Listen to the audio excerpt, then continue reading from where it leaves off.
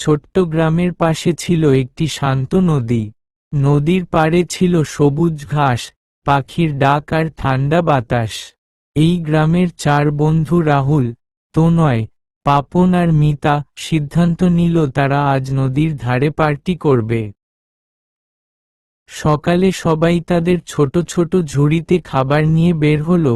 কারো কাছে লুচি আলুর দম, কারো কাছে মিষ্টি, আবার কেউ এনেছে ফল। তারা নদীর পাড়ে এসে একটা বড় গাছের নিচে বসল।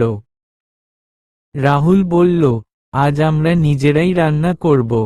তনয় হাসতে হাসতে বলল, তুমি রান্না করলে তো ধোঁয়া উঠবে আর মাছ পালাবে। সবাই হেসে উঠল। মিতা ছোট্ট চুলায় আগুন জ্বালালো, পাপন মাছ ধরতে নদীর ঘাটে গেল।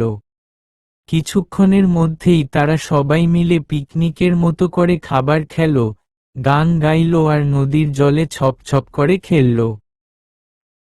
হঠাৎ আকাশে কালো মেঘ জমল। বৃষ্টি নামার আগে তারা দ্রুত সব গুছিয়ে বাড়ি ফিরে গেল। কিন্তু যাওয়ার আগে রাহুল বলল, এই পার্টি শেষ নয়, আগামী রবিবার আবার আসব। 4 জনের মুখে হাসি, বন্ধুত্ব, আনন্দ আর প্রকৃতির ভালোবাসায় ভরা একদিন শেষ হলো।